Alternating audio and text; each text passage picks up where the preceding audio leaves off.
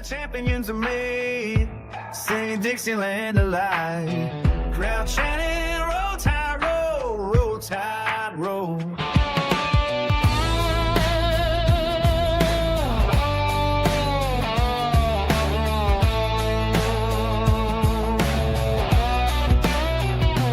Rolling down the strip, hear that Dixieland delight. Crimson banners flying high under them game day lights. From the quad to the river, yeah, we all gather round. Ain't nothing like a Saturday in Tuscaloosa town. Hear the roar from Brian Ding, it shakes the southern ground. When that whistle blows, the tide's about to roll on down. We're talking T-Town, baby, where the legends are made. From there to Avon, them memories never fade. Crowd full of crimson, hearts full of pride. We don't just play the game, we bring that tide. Yeah, it's T-Town, baby, where the legends are made. All right, what's up, everybody? Welcome to our live stream covering the early signing day. We got a lot to get into. This is going to be more of a relaxed, laid-back setting because like I said, there's a lot to dig into. Of course, we got some news coming out. We got guys signing on cruise ships. We got guys saying they felt the pressure. Now they're pushing out dates. There's a lot going on. It's not just about Lane Kiffin going to LSU, Dan. You're right. Oh, man. So obviously, Bishop, appreciate you, brother. A big salute, definitely. And look at that. We got Dan in here. Comment already. No, man. So far, I mean, it's been kind of not much unexpected, right? So we're going to dig into this, guys, and really give our take. Number one, this is mine and Dan James' favorite time of the year, early signing day. Then you got National Signing Day in February. So we got a lot to dig into. But when you look at this board, and the board I can't really show you because it's anytime there's a paid wall, you can't show it on StreamYard or on a live stream. Otherwise, it'll get taken down immediately. But I can tell you this much. I haven't seen any really big surprises. As of right now, confirmed signatures we have is Jett Thomalla, Taden Kawa, Ezavier Crowell, Sedarian Morgan, Max Sutter, Chris Booker, Jared Daugherty, Bear Fretwell, who, by the way, signed on a cruise ship early this morning, Tyrell Miller, Nolan Wilson, Jamaria Matthews, Kamari Johnson, Corey Howard, Malik Franklin, obviously the new addition yesterday, yesterday, the day before yesterday, I can't think off the top of my head. Zayha, Jari Edwards, Jordan Edmonds, Raleigh Kelly, and then Zion Gibson, by the way, he didn't create drama. Hayes Fawcett, brother, what are you doing, man? You know what I'm talking about, Dan? Like 2 days ago, 3 days ago, he puts out, he decommitted from Alabama, and then his mom puts out a tweet immediately telling him to take it down. I'm scared. I'm immediately texting everybody I know going, is someone leaving I don't know about? Because this dude should not be decommitting from Alabama. I think he's the longest tenured recruit of the class. So I was getting really worried. Your thoughts on that, Dan? Yeah, it was kind of crazy. You know, that was a little concern that I mentioned with my brother. I was like, Zion Gibson hadn't visited for the final two home games. Yes. And I was like, well, I was talking to my brother Chris. I said, that might be something we might need to watch. And he's from Gadsden City, and we know the situation with Drake Patrick Jr. And I was like, Zion's been very quiet. Then that news popped, and I was like, oh, what's going on? So, it seems to be a big misunderstanding, miscommunication, as Zion would say. But, we're glad, the drama's in it. We got him in the class. I think he's going to be an exceptional player. Yeah, there we have the list there. One name that I noticed is missing off of it, we're going to talk about is the prize of the class, I would say. Man, don't even get me started, but go ahead, talk about it. Xavier Griffin. There it is. Well, here's the thing, though. To be fair, the signing ceremonies that was released and confirmed by BOL this morning was Jordan Edmonds at 6:30 a.m. Jordan Edmonds woke up and chose to just take care of business. 6:30 a.m. I'm still dreaming about like getting my cup of coffee in the morning. Yes. Jared Dottie signed at 7:30. Malik Franklin at 8. Then Camarion Johnson, Zay Hall, Corey Howard, all at 9. But remaining for the day, we got 1 p.m. Zion Gibson, who signed just 5 minutes ago. Bryson Culie was supposed to be 1:15 p.m. He is now officially pushing his out to, I believe, Friday. Tomorrow or Friday. I can't remember off the top of my head. It's tentative. It's tentative, exactly. And the reasoning behind that we'll get into. And then we got Raul Kelly at 2:30 p.m., who I believe already signed. He already signed. Same thing with Taden Kiowa. So all these guys are signing early. Sedarian Morgan was supposed to be 4. And then Thursday, which is interesting, tomorrow, 8:30 a.m. is going to be Jamarian Matthews, Xavier Griffin, and then 2 p.m. Jett Thomalla, who's already signed. So I don't know why these guys are now, I'm not blaming them, but like, know me, I'm scheduling my things to be doing things around certain times, and then you're just going to go off and sign early on me? Come on. But the one thing I guess that really sticks out on this list to me is Malik Franklin was definitely, that last edition guy to bring in, and we can talk about him and I guess get your take on it. But before we jump into that, I want to talk about things that nobody's really talking about right now. I'll be honest with you, Dan, and I want your opinion on this. I thought our class for the transfer portal would be, or at least from the JUCO status, trying to bring these guys in. So we should have been seeing a lot more movement. My opinion is the lack of offensive line interest that we've been trying to garner has not been there. When I thought that was going to be a concentration leading into early signing day through the JUCO period. And I get it, we still have National Signing Day in February, but the big time JUCO guys are signing today, tomorrow, Friday. They're not waiting until February. So give me your take on, we kept hearing, the tackles are coming through the JUCO. The tackles are coming through the transfer portal. Not really seeing much of that right now. Yeah. I'll say, when you talk about tackle, especially, in the Power 5 conference, JUCO is not always going to be the answer.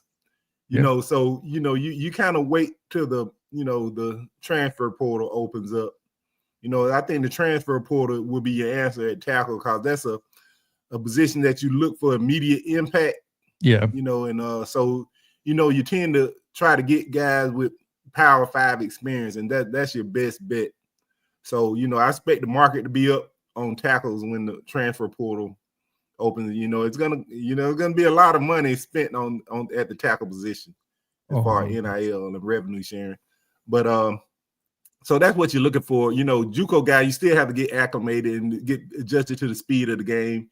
SEC, Big Ten, So, I think that's where we're at, and I think they're pretty comfortable right now with some of the guys that they have on campus, because we got guys getting rep in practice, week in and week out, and that's just as good as any JUCO experience you can get. Absolutely. So that's why they're staying pat, and you got to trust the system, trust the system and trust the evaluations, and so far the staff has not given us any reason to doubt them. Yeah, and I think I'll be straight up honest with you, Dan.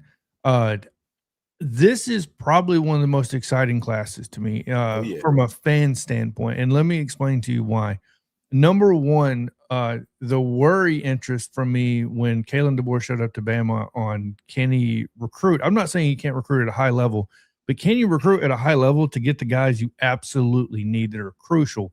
I think year one, he absolutely crushed it on the back end when it comes to defensive backs. Him and Kalen Womack, and then you add in Jason Jones, have absolutely just destroyed the recruiting trail.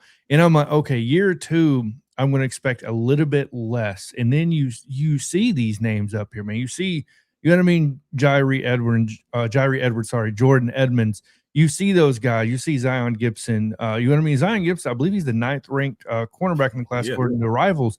Like, there's almost no fall off from last year to this year. In my opinion, though, it's even better possibly this year. And he kind of solidified the QB stance, because I'm like, okay, the defense has looked outstanding. Can you maintain it with the offense from the skill position players? He's knocked it out of the park. Like, that's what's so exciting to me. And when you combine the fact of last year, when you have a guy getting a couple reps, we're talking about Ivan Taylor and those cats, and now obviously Dijon Lee starting. and you combine that with Zion Gibson, Jairi Edwards, Jordan Edmonds. I don't know if this defense, I mean, outside of the defensive line, which I'm still a little skeptical on, but you bring in Jamarian Matthews, you bring in Camarion Johnson, like those are studs that are sticking out to me. This defense is going to have a hell of a run for the next couple of years. Your thoughts on that? Yeah, let me tell you something. You know, I've watched a lot of film, and let me tell you, man. You know, it's not just the Bama in me, but man, to me, Camarion Johnson, he may be the best defensive line film I've seen this year. Yes, I agree. Mean, really, I think he is that good. He would be a 5-star in my book. You know, I really love the guy, his sideline to sideline, his get off the ball, you know, his ability to attack the mesh point, his hands, these violent hands, and his relentless motor is what stands out on film the most, you know, and he's a guy that I think his floor is very high. Bro, let me see if I can I'm going to bring up his huddle real quick. Camarion Johnson, make sure it's out of Muscle Shoals. Here we go. So, because I want to bring up like the most recent kind of like film I can get on him. Because me and you, I believe it was me and you or me and Stephen M was talking about this. I'm like, this dude looks like, look, I'm not saying he's Will Anderson. He has Will Anderson tendencies in high school. If you go and look at his film compared to, you know what I mean? Like, yeah, it's almost scaring me a little bit. And I'm not saying that because he's a Bama. I said that when I saw his film when they first offered. Man, yeah. So there you go. So with that being said, we do have a third guy coming on here to talk a little bit about recruiting. Okay. When I see him turn his camera on, I'll bring him up. Let me add in this real quick though. There he is. Look at this guy right here. Look at Brinsky. And so let me bring up Camarion Johnson's highlights real quick. So bring that up. And look, since we're 10 tackles, 3 forced fumbles, 44. Look at this. I mean, the dude's an absolute go-getter. I believe this is the right one, right? Yeah, it is. Camarion Johnson. His get off is something serious. It's something serious, right? Like I don't understand how this dude was. He was by the way, he was a low-end 3-star when you started talking about it. He was barely a 3-star. And I'm like, I don't understand recruiting anymore. I don't understand evaluations. I just don't get how a guy has this quick of a first step. You know, he has multiple moves. He has primarily two moves, which don't get me wrong. You know, look at that, bro. His get off is something crazy. And him to be barely a 3-star. Don't get me started. Yeah, it's ridiculous. But let's see. We'll watch a little bit more. Brinsky. He at work. There he is. You know how a lot of these kids be getting overlooked, man. Oh, and a lot of these people just follow the stars. And I keep trying to tell them, man, them stars don't mean anything once you set foot on campus. Right. Because then you really start to see how, like, a lot of these kids, a lot of these people that be evaluating them. And as I learned over time, man, camping and all that, and a lot of people can't afford camping. There's a lot of things that factor into these stars. But yeah, man, I like this kid. Yeah. And let me say, it's 3 things that gonna determine a coach's success, you know, and that is, you know, 1, of course, recruiting. Number 2 is developing, but number 3 is evaluating. You know, you got to be able to go out and evaluate the right guy. You know, there's a lot of diamonds in the rough.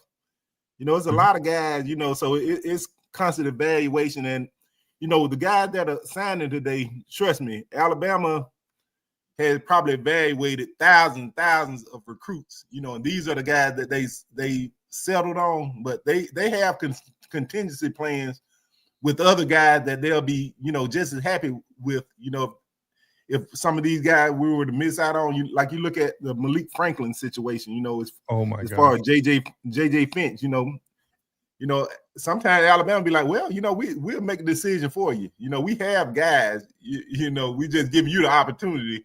But Alabama has a lot of guys that they, you know, if they say if the roster was 100, you know, instead of 85, you know, they could fill the spots. You know, they have guys waiting and they're turning down. So they have a lot of guys that they really like.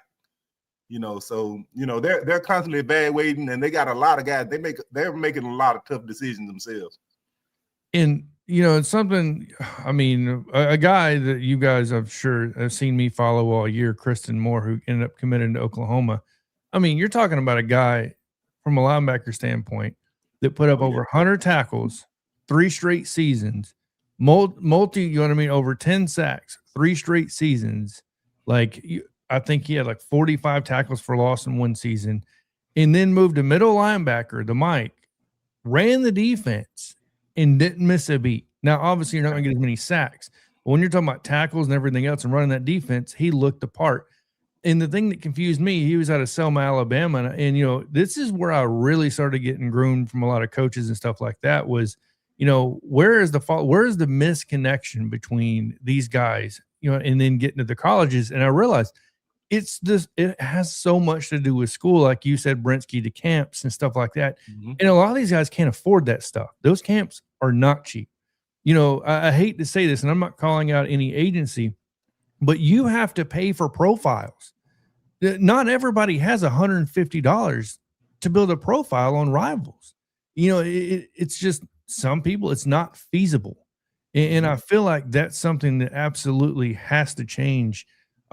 Moving forward with the recruiting process is the old times, the way it was done 20 years ago can't be the way it's done anymore. Recruiting has to adapt with the times. I mean, look at the NIL.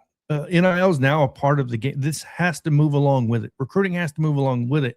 You can't just rely on the high 4 or 5-star guys inside of a Thompson, IMG, Modern Day, right? So St. Thomas, all these programs like that. I think it's time to buckle down and actually realize there's so much talent around every state that's just massively overlooked for a multitude of reasons, right? So, and one of them is obviously they can't camp. So, and you're not going to tell me these schools aren't making enough money to bring them into camps. I'm sorry, I'm done with that.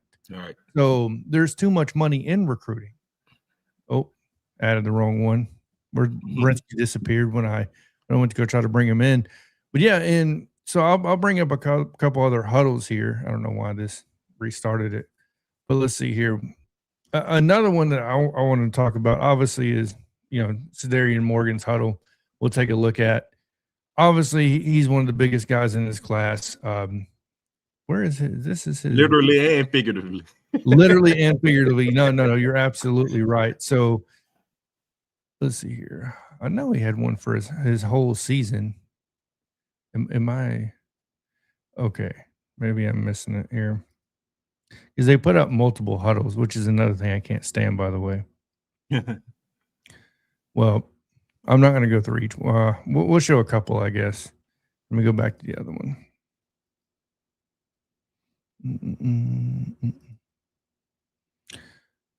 But yeah, and if anybody's listening in the comment section, please feel free to leave your comments, your questions, anything like that, anything you guys want to see. We'll definitely show you guys. Because Brinsky's not back up here yet. But when you in the meantime, when you look at this list too, Zay Hall, right? I believe Zay Hall's out of Central or Hillcrest is one of the two. I can't remember off the top of my head now because I've been looking at so much Hillcrest, lately out of Tuscaloosa. Zay Hall is a dude that came in kind of late, in my opinion. They got some late attention.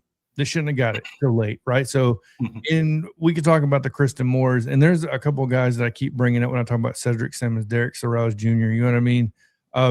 Amari Smith, CJ Johnson, these guys that just absolutely go in and out. And look, Cedarian Morgan, you're going to know what you're going to get out of this dude. Was he 6'3"? 6'3", 6'4", yep. Yeah, he's a big body receiver that he's just great in space. You know what I mean? He's an absolute terror. And when you couple that with the Ryan Williams, the Derek Meadows, the Lottie Brooks, and I get it. We still have Jalen Hell. You know what I mean? We still have Cole Adams. Rico Scott, Isaiah Horton, who we brought in from Miami, who I think deserves a lot more attention. You know what I mean? From that standpoint, it's hard to fathom that we're bringing in even more guys. And that's why a lot of people are like, Tristan Keys.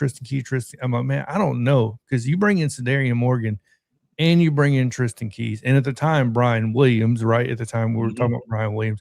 And also at the time, I believe it was Kenny Darby, I believe was another one. So I was like, there's no way this can all work out. So, and of course, I'm not saying a lot of these kids are playing for money, but money has to be a factor. And I think it gets a bad take at the end of the day because, people are like, oh, they want to play for money. Well, let me tell you something right now. If I have a chance to pull my mom out of poverty, you damn right I'm doing it. If I have a chance to pull my family out of something, yeah, I'm gonna do that. Like, I'm sorry. Call it selfish all you want. But at the end of the day, you're not in these kids' situation. We don't know what those situations look like, how they are, none of that. Right. They can care less about our fandom. Exactly. Exactly. You think they're on this live stream going, well, because Jonathan or because Dan said, but no, they're absolutely not. We're on here talking about this because we love talking about it. Yes. Right. So that's what it comes down to. But yeah, Cedarian Morgan, give me your thoughts on him, possibly early impact next year. Seeing the field, man, it's going to be tough to be on that field next year because Ryan Williams, I know a lot of people are like, oh, transfer portal. I don't believe that at all, to be honest with you. Not yet till I see more information on it. But let's assume Ryan Williams comes back. There's no transfer portal talk, whatever. Do you see him making an early impact his freshman year? Do you think he gets a few touches and it increases, kind of like Lottie Brooks? Lottie Brooks saw the field very little at the beginning of the season and kind of increased. What's your thoughts on that? Yeah, it's a situation where the original number was to bring in 2 wide receivers. There was going to be a small class regardless. It wasn't going to be 3 5-star receivers in this class. It wasn't going to happen.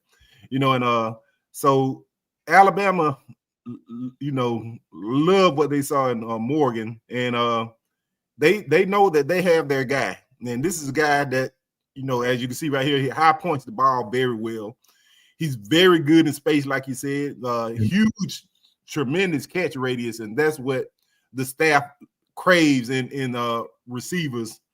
And so his ability, he brings a different type, of body. But we've been going after longer receivers, and he's somebody that fits the bill. He's very good after the catch. Yep. And he can get a little more fluid in and out of his routes, but that's something that comes with rep and working, so but I think he's going to be an instant impact guy once he gets to Tuscaloosa. Did I read that he was an early enrollee? He is an early enrollee. Yeah. So that's going to pay tremendous dividends. So he's a big time player, and he's one that the staff is very happy to have, very elated to have, and he's one that I expect to make an early impact. So give me the down low, if you don't mind, on Bryson Culie, because obviously we expected Culie. So much talk on him coming over to Bama. As far as flipping from LSU over to Bama, I put him on flip watch as soon as I got all the word what was going on, of course. But give me the word on Bryson Culie. Yeah, he's a guy that he actually a guy that just simply having a hard time. He's wrestling with this decision. It's a big decision in his life, and so he's listening, and I mean, it could go in a way right now. Alabama wants him, Mississippi State wants him, LSU is fighting to keep him in the class. Yeah. And he's still listening to all three, and he came into Bama on a visit very quietly a couple of weekends ago, and the staff talked with him, and they kept chipping away even after he committed to LSU. He kept communication open with the staff. He's a guy that the staff highly covets, and he's one that's really wrestling with the decision. And Alabama would love to have him, but it's just a situation where the ball is in his court. It's a tough decision, so we're gonna respect that with him. We just wishing the best one way or the other. Yeah, Bryson Culie is definitely a guy I would love to see in Tuscaloosa, and I think I would much rather this guy, any recruit, not just this guy, any recruit, take their time. And you know what I mean. He's not, to me, it's a sign of maturity. He's not folding into the pressure, because he openly said, from what I've read on Rivals, is that he's receiving a lot of pressure from family members, from outside noise, like a lot. You know what I mean? So, and sometimes I think as fans, we don't understand how much pressure we can put on these kids. You know what I mean? To go into these type of situations, and it's just one of those things where it's I hate to say it, but it's kind of a part of the process. And as of right now, breaking, Owen Cabell did officially flip his commitment from Alabama to Vanderbilt. Man, that's a football powerhouse, Vanderbilt. Got Jared Curtis, and now they just flipped Owen Cabell away from Alabama to Vanderbilt as of right now. Hayes Fawcett just Man, y'all can hear me? Yeah, I can hear you. Yeah, man. I was doing it from my phone, man. I had to find my headphones so I could do it on the computer. I'm good to go now. You're good. Yeah, but man, well, my fault. I was about to say, I remember when you were saying, man, about the old way of how we recruited, like even 15 years ago, man. Yep. 10 years ago, man, you can't recruit that same way anymore, man. Right. And I wish a lot of people stop with these same old ways because it's not going to work. Nope. And you can see it's not working. It's so outdated. Everything involves in this game, in life in general. So you have to adapt with the times, and definitely shout out to Christian, man. Just seeing him for the first time when Coach Carl told me to come down a couple of years ago, man, I went down there and actually seen him in person, and it was just like, oh wow. Real deal. It just stood out to me day one. And so man, and I'm just happy that you got down there because you have more flexible time than I have, and you went out there and got him real. I'm about to say he put in the work. He definitely put in the work. And it just out there with guys like y'all, just putting them out there more so people can see him.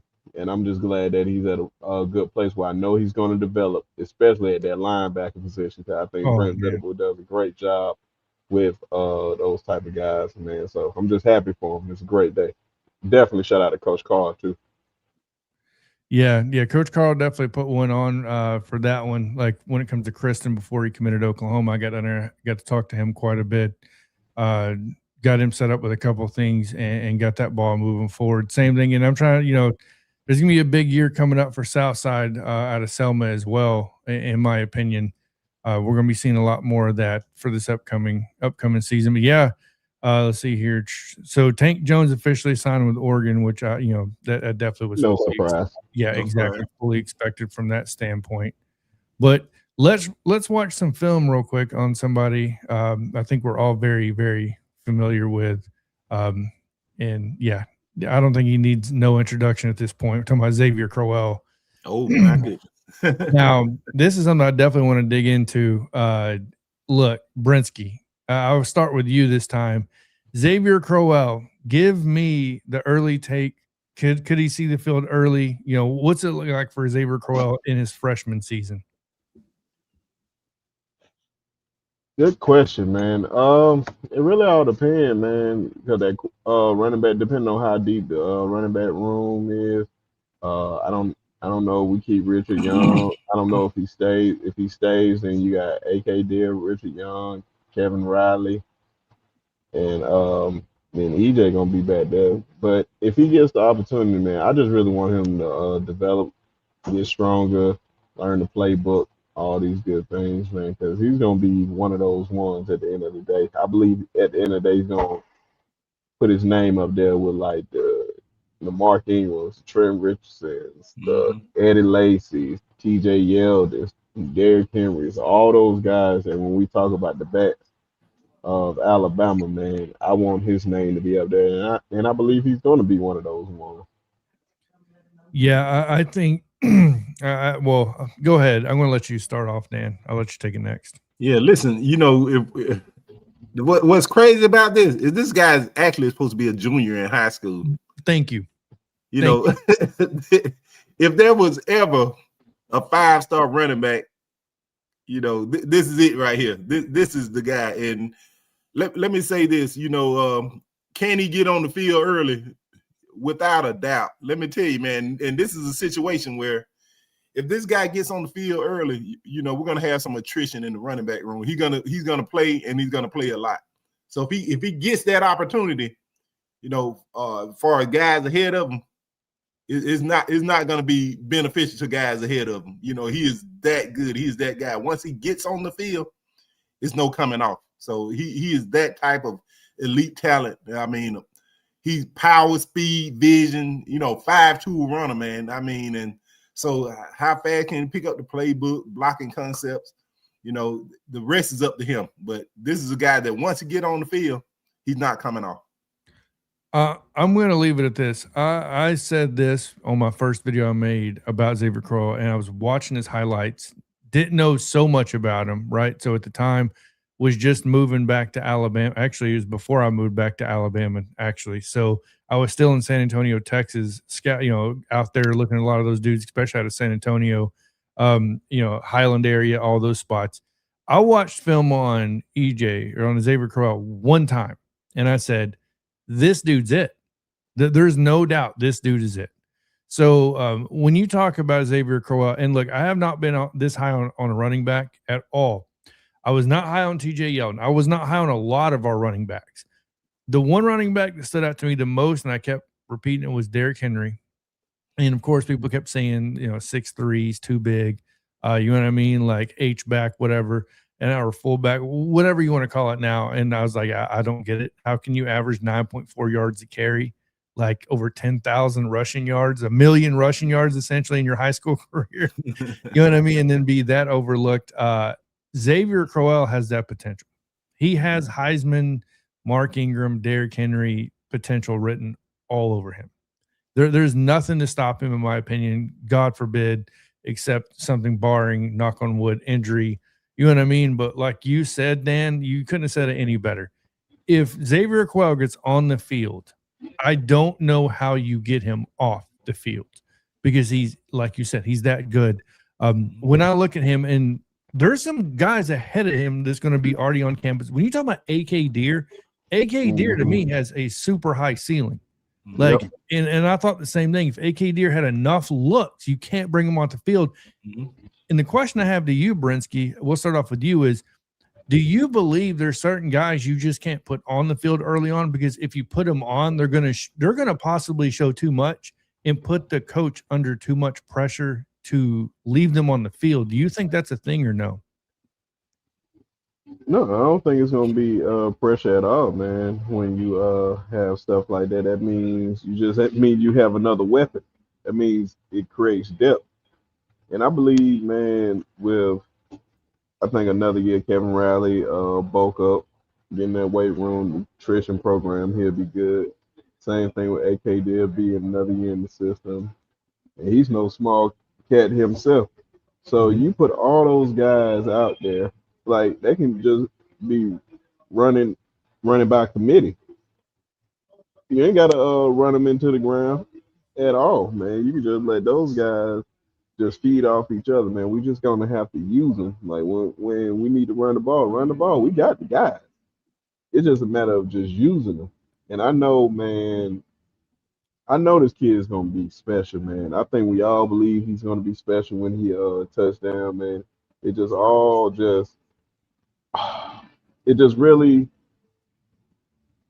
can we just I believe down the line, the more and more that Coach DeBoer, Coach Grubb be in this conference, they'll understand the conference more and more. I think they still on, like Coach DeBoer knows it more because he's been over here 2 years, and you can't help but notice it because the fans don't know. And I think Coach Grubb is just starting to realize that more and more. So the more and more these guys keep coming here for a reason, man. These guys keep coming here for a reason. They believe in the coach staff. It ain't just Bama. Like Bama helps, but it's people, they gotta believe in the people that's running it. And I believe they believe in the people that's running it. So man, I can't wait to see. I can't wait to see what happens in the future. The next one I want to talk about is probably one of the most important pieces of the offense moving forward. I spoke really highly on Caleb Edwards. You know what I mean? Last year, I thought he was going to be a key piece because when you look at Ryan Grubbs, now that he's back and signed, right, and now obviously Kalen DeBoer being there last year, the tight end is very pivotal in these offenses. How, you know what I mean? Running the seams, screaming those seams is something that's very noticeable when you watch Washington, you watch Fresno State, you watch going back to Sioux Falls.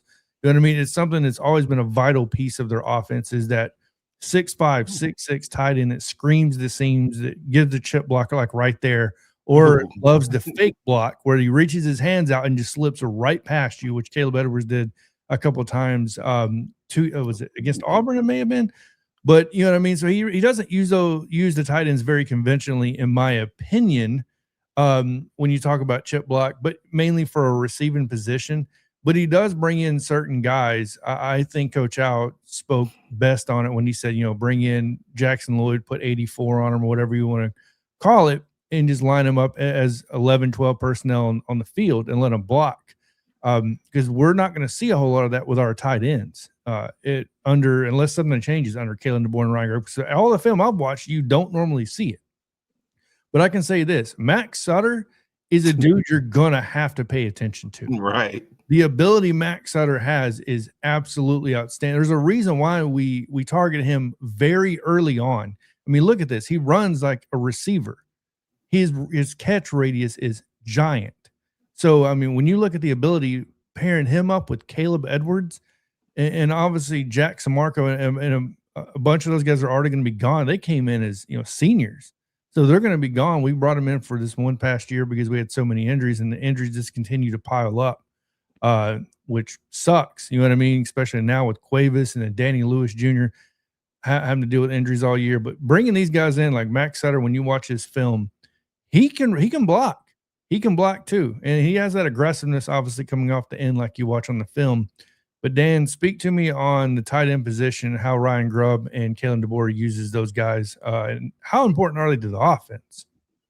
Yes, I talk about it all the time. The most important thing that a tight end can do is be able to block and block in space. You know, that's the biggest asset. You know what I'm saying? Receiving tight ends, you know, they're like unicorns, great receiving tight ends. You don't put tight ends in your offense and design a lot of plays for them, you know, to be able to give them the ball a lot. You use them for their versatility and being able to get mismatches and be able to block in space. You know, like you know, the Jimmy Graham started out as a basketball player. You can go ahead and find guys like that. You know, they're like unicorns. But a guy like Max Sutter, he's like the best of both worlds. He could block. He can go up and grab the ball. You know, those guys are far and few in between. But you know, Coach Grubb and the offense, they like, you know, even with the linemen, they like to be able to block in space, get out, be able to pull and get out in front of the runner and block in space. And that's somebody that fits the bill, and he also can provide a receiving threat at the same time. And that's going to be his biggest value. You know, I'd say he's you know, maybe the top tight end in the class, arguably. You know, I really like him that much.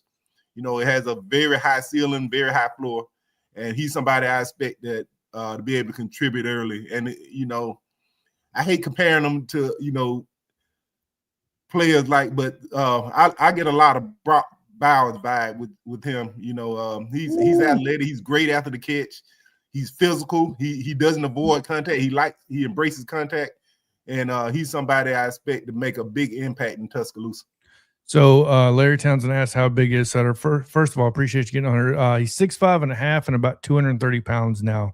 Probably going to end up about 6'6". You're probably going to end up seeing him get to about 235, 240 by the time it's all said and done, because he's got a big frame on him. For you know, he weighs, I believe, like 225 is last reported. I think the last time he posted, it was like 230. Reaching almost 235 possibly.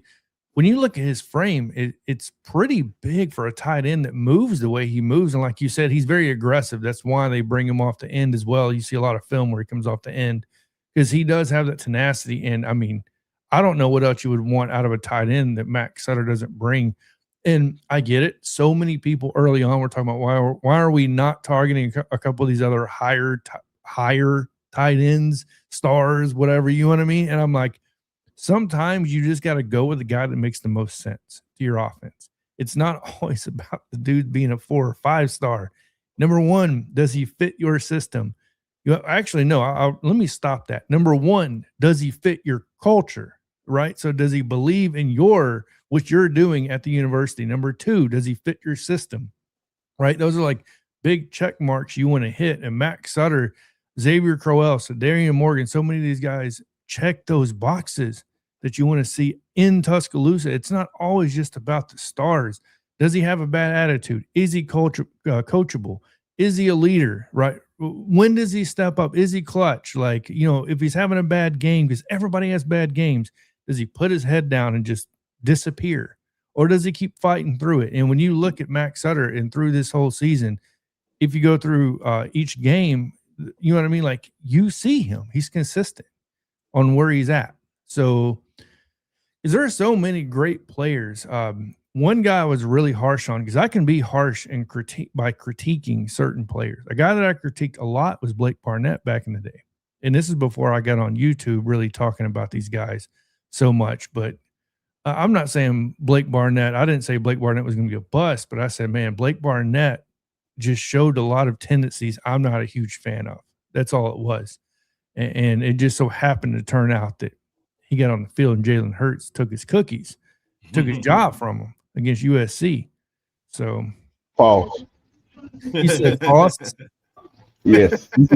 How's that false? He said false. Oh, I thought he said false. No, I ain't say false. I said pause. That was a big pause when you said you know what I mean. I knew what you meant, but it's still pause. I know, I got you. But no, so yeah, hopefully that answered your question, Larry, and with a whole lot more. Yeah, so Roll Tide Latoya, obviously, Larry, appreciate you getting on here. Everybody, please hit that like, share, and subscribe button if you haven't already.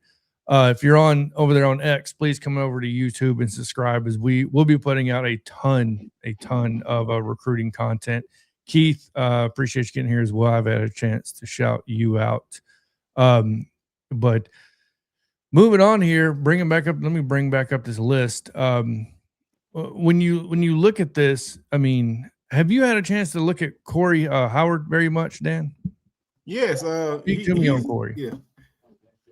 He's a guy who I think his calling card is going to be on run support. He's long, he's very long arms, huge wingspan, and he's somebody that's going to take time to develop. But he's coming from a winning program.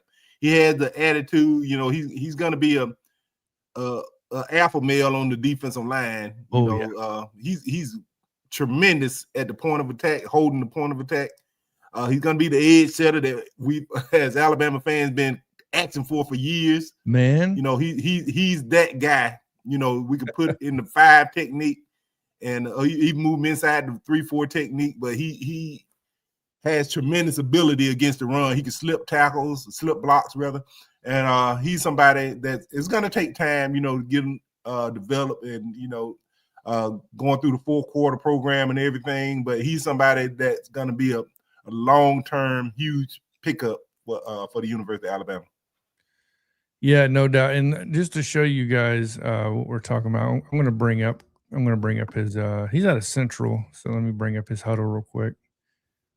Man, some of these guys, like, I don't know why they make it so difficult. He's out of Bad Austin, yeah. Oh yeah. There we go. So yeah, because there was like 3 Corey Howards. Let's see here. Let me share this one instead. Give me 1 second, guys. I love working the back end, the technical aspect. As you can tell, I'm being very there we go. All right. It's coming up, right? Let's see here. There we go. Corey Howard.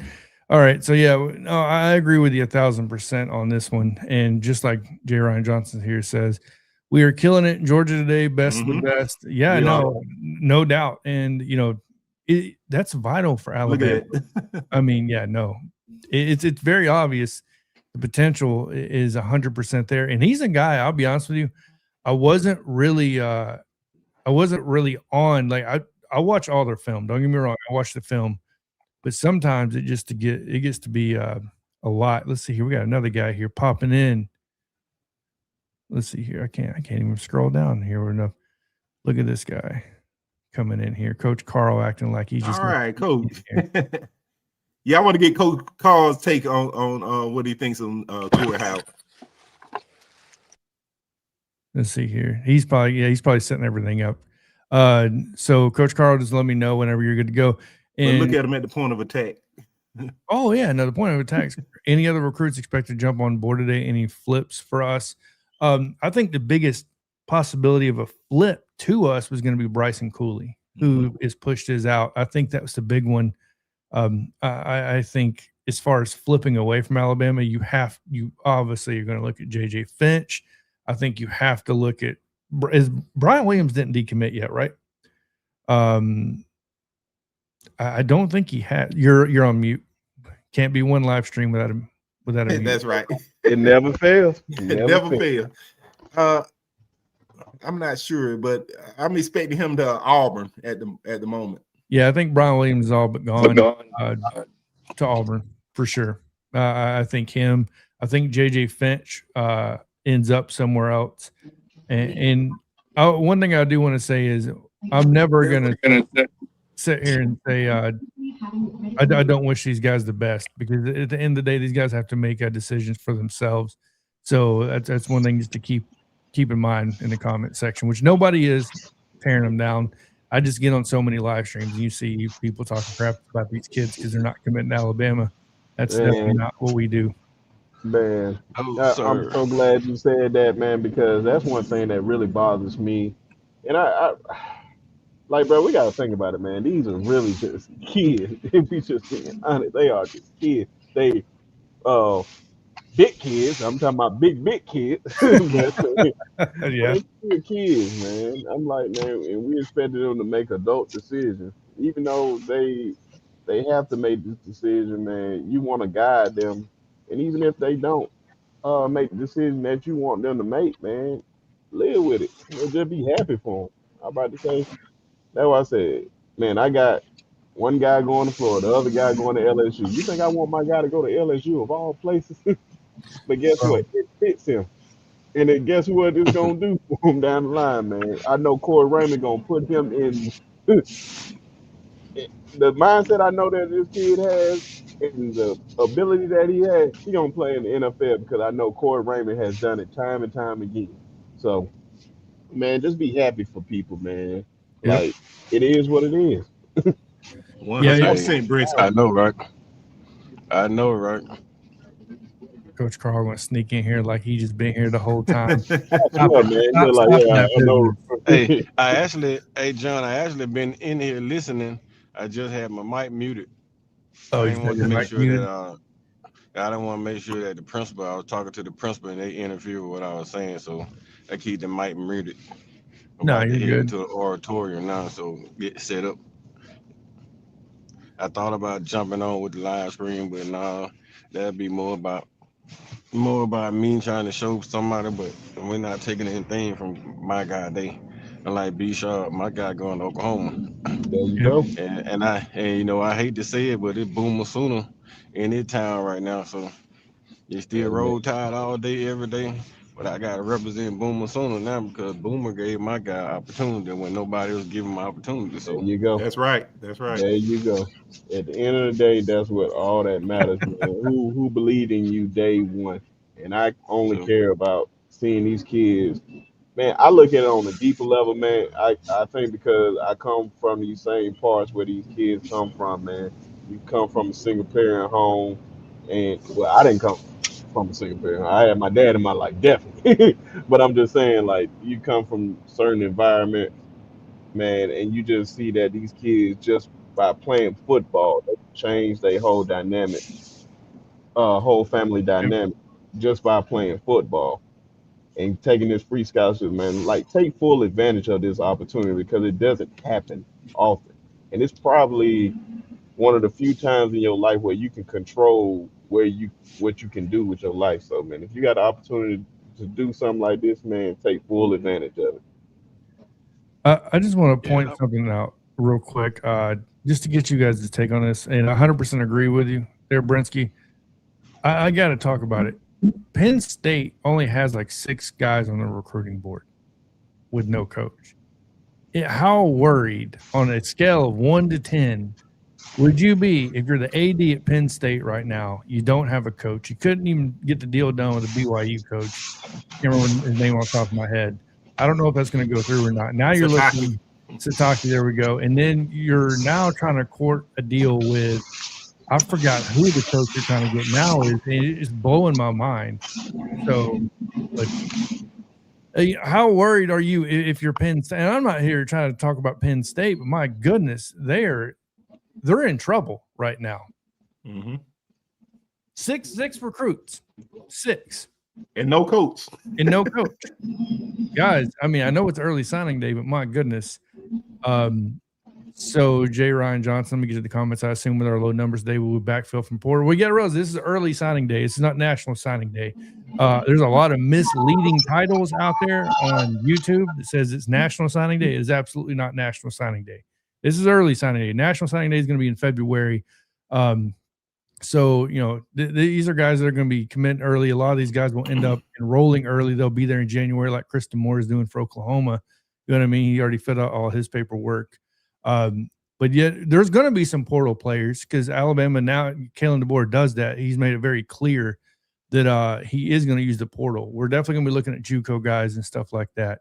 Obviously, JPC getting in here, take a bath.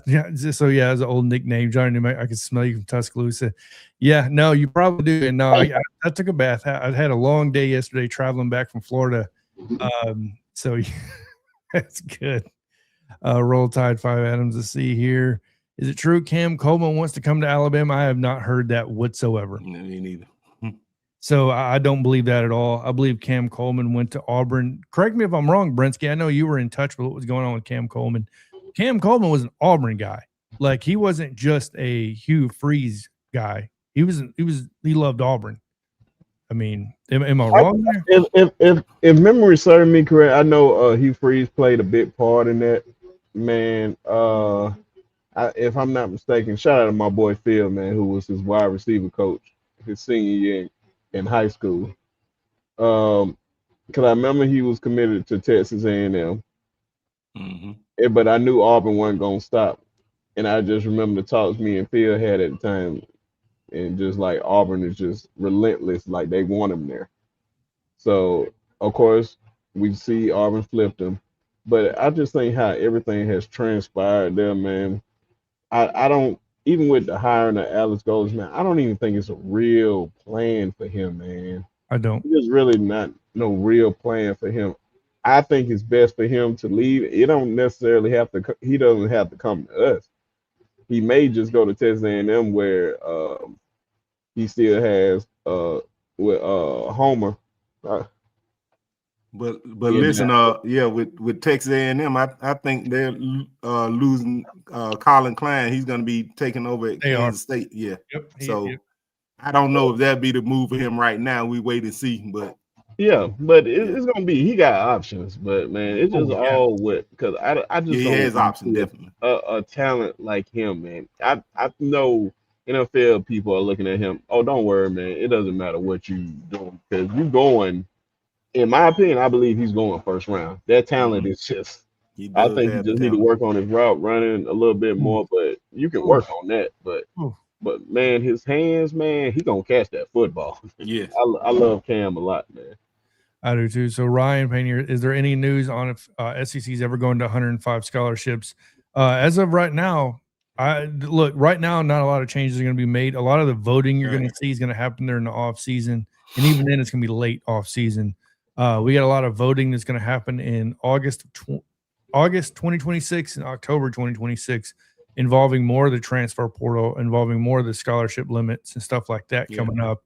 But for the most part, 2026 has been solidified as far as staying put, as far as scholarship limits a lot of that will come back and be voted on next year. I do know that's going to be in place. Let me say, they probably won't do anything for a scholarship limit. They'll do roster limits, NIL revenue sharing now. They'll probably put a cap on roster limits. They might expand that some, but scholars, it won't be much of an issue going forward. Exactly. And then outlaw here, they should move early signing day back. And this is something I 1000% agree on. The early signing day being in December is an absolute nightmare, in my opinion. Covering recruiting as long as I have, as far as paying attention to it, I don't understand why this does not happen already. Right. I really don't, because it makes it a nightmare for the GMs right now, currently. Or look at Lane Kiffin in his situation, right? I'm not saying I'm for or against Lane Kiffin, but I'm saying the situation of him going to LSU and any of these guys moving teams right now, it's definitely a big issue. Five Adam says, "Are we done recruiting for this class 2026?" No, we're not done recruiting. We're going to continue. By the way, we're going to continue to try to flip people until February. This is not over with. This is really where it starts to heat up, in my opinion. From 2 weeks ago all the way to February, you're going to see probably the most movement during the non-dead periods for college football recruiting.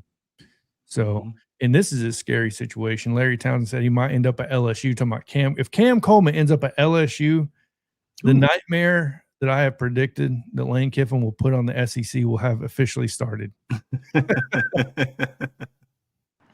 Man, y'all talking about Cam Coleman, LSU, man. That happened, man. I'm officially about to transfer.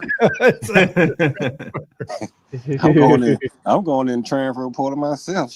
Hey, man, you can't go in the transfer portal, man. We now it's understandable the kids in college doing it, but man, people on YouTube going in the transfer portal. Come on now, we don't stand a chance. When you gonna go down there with Matt Moscano? That shit, that's different. Oh man, J. Ryan John says, last question, not recruit related, and thanks for your Bama Nation. How much does it affect Georgia O-line play if they don't have Bobo at center? A lot. Look, I don't know. Look, anytime you lose anybody on the offensive line, you want a good example of what it's like. Look at Ratledge not being there when we played them. I mean, it will absolutely last year affect your O-line. Anytime you don't have somebody on that O-line. Hey, John, this is my D-line coach right here, Coach Green. What's going on, Coach Green? So, hey, how y'all doing? All right. We all about to walk in here and get to the business. So he stopped by, put a face on Cam so you two can see him. I'm going to get out of the way. Great job, y'all. Great job, guys. Tell the young man congratulations. 10-4. All right, so let me jump in here, John. Go in there. I know y'all gonna be on, so when I get done here, man, I can jump back on. All right, well, we'll catch you afterwards. Hollis is messed up that North Texas hires their coach before Penn State put themselves in a bind. 2 months ago. Emotional reaction, that was bad. To do it right after the game. Man, yeah, like I would expect Penn State to have something by now, but right. And then Bama, does Ty come back next year? Okay, this is a good one right here. So this ain't even, obviously this isn't recruiting related, but I'm going to answer the questions. If you guys got questions, we'll try to answer them the best we can. I don't think Ty comes back next year. I don't think Ty comes back to Alabama next year. That's the Carson big situation. Exactly. Explain what I'm talking about, Dan, because I already know you're on the same page as me. Yeah, he's gonna have options. Some teams are gonna, throw money at him. Just like Carson Beck at Miami. And so this is the age of college football that we're in right now. So he's gonna have a lot of options. Not just coming back to Alabama or going to the NFL. He's going to have options as far as choosing elsewhere to play. If those options will also be on the table. And by the way, guys, when we're speaking on this stuff, we're not saying we know anything. I don't. I'm definitely not an insider. I'm just giving my personal opinion. I think Keelan Russell pushed Ty to his limits this past offseason as a true freshman. And Ty's been in the system for now 4 years, almost 4 full years, by the way. 2 under that system, right, with Kalen DeBoer getting there last year with Nick Sheridan calling plays, and now you got this year with Ryan Grubb. And if Keelan is pushing him to his limit with everything mentally that was going on in the offseason, we know about Keelan's sister, you know what I mean? And that's a terrible situation that happened. And it really put Keelan, you know what I mean, like in a tough situation. But yeah, I just don't see I don't see how Ty Simpson comes back unless he just wants to stay on the team. And maybe he does beat out Keelan. I don't know. Maybe he comes back and he does beat him out and this whole thing happens, because I don't know. But it's just hard for me to see that happening. Does he go to the NFL? Potentially. I think that's probably most likely, in my opinion, what's going to happen. He's got a first-round draft grade. I don't see why he wouldn't go. If you got a first-round draft grade, man, you better take your behind. I know, right? Man, I'm telling you. So my boy Kristen just hit me up. He all suited up. Look at this dude. Suited up. He's about to sign. Yeah, and Brinsky, like you said, you know, you get a first-round draft grade, you know, but if you get a first-round draft grade at the quarterback position, you definitely better take it. Man, I'm gonna tell him. I did never. Only people that can do that, like Andrew Luck, man. Like people like Andrew Luck, man. Your father played in the NFL. Cause I remember Andrew Luck, even with the year him and Cam, if he came out the same year with him and Cam Newton, he was gonna be number 1. Yeah, no doubt. It's very rare that a guy, like, I think the last time I can truly remember somebody doing that and was gonna be number 1, whether no matter what year he came out, was Peyton Manning. Mm-hmm. It didn't make a difference. Like, if he would have came out the year when the Jets had the number 1 pick, you think Bill Parcells gonna pick Keyshawn? Shout out to Keyshawn Johnson, because he is the man. But you need that quarterback. They're gonna get that quarterback every time. Right. Yep. Let me I'm gonna get something real quick. So anybody else you want to talk about as far as the class goes? Dan, anybody want to, I mean, obviously there's so much to sit here and dig into, but anybody else? Yeah, I think a guy with 2 guys I like, you know, we don't talk about enough. Well, let me go far to say 3 guys, and all from the state of Georgia, you know, along the offensive line. You know, they're actually what we call diamond in the rough. You know, I'm talking about Jared Dowdy, Chris Booker, and Bear Fretwell. These are guys that they fit what Coach Grubb likes to do. You know, they're athletic. You know, they're physical. They all have mean streaks, and they are bruising blockers. You know, and they're lean. You know, which is another thing. You know, they have the body type that Coach Grubb is looking for. You know, and so these are guys that's gonna do well in this program and in this system. You know, and I think they're gonna be huge impact guys once they're on campus. Yeah, I mean, there's a lot of guys. I'm going to bring up the list again. When you talk about, I don't know if there's I think Kalen DeBoer has created this culture now, a great culture that if you deserve to see the field and you're that talented, you're going to see the field early. I get why a lot of these guys are coming here, because one of the things I was worried about personally, very subjective opinion here, is if you're struggling to run the ball like us, do we maintain the commitment from Ezavier Crowell? Do we maintain certain commitments for things that aren't working well? Of course, from a personal fan standpoint, I'm worried. But then you really sit down and look and evaluate everything. This is going to take time to build what Kalen DeBoer is doing, right? Same thing with Ryan Grubb. There's a lot of moving pieces here, and I'm glad to see Lynn on here. He said he didn't get a notification on his phone for today's live stream. Yeah, it's the way it goes sometimes. What's going on, Lynn? Absolutely. Latoya says, do you think Mac leaves with Shepard? I don't know. We don't know. there's a lot of moving pieces here. I was saying earlier on Piano Man Show because he asked me with transfer portal and all that, man. I was like, I suggest that Mac would be one of those guys, especially I believe Keelan is gonna win out the job. Nothing's 100%, but unless you're Bryce Young behind Matt Jones, I was 1,000% about that. He was gonna be the starter in his sophomore year. But yeah, I don't know, man. If Keelan beats him out, does he transfer and go to Oregon State, or does he go to Oregon State with Coach Shep? I don't know, man. But if I had to suggest anybody going out that quarterback room, it'd be him. Yeah, I think there's a lot of potential in the quarterback room already. I think I don't know how true this can be, but I think it's got to be something to it. When our QB room is as loaded as it is, it's going to be tough to keep them all with all the incoming recruits, with Jett Thomalla, with Taden Kawa, with us targeting Elijah Haven, with us targeting Gunnar Rivers. You know what I mean? There is so much incoming, and we're trying to bring incoming that I don't know how you keep Austin Mack. I don't know how you keep and sell Ty Simpson to come back to Alabama next year. And I could be completely wrong. But it's hard for me to fathom a world where you have like 7 QBs under scholarship. I just don't see that happening.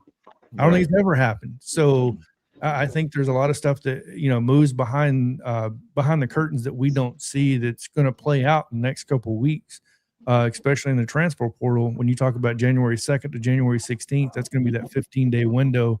But there's going to be a lot of movement.